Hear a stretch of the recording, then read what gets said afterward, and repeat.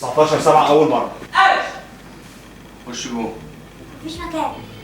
يا عم والله فاضي جوه يا عم، خش شويه. ايه اللي حصل لك يا حاجه؟ ايه اللغه دي؟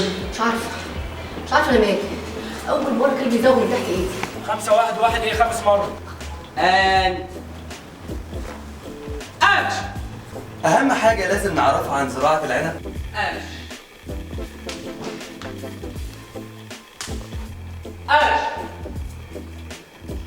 الروس 33 واحد تاني مره.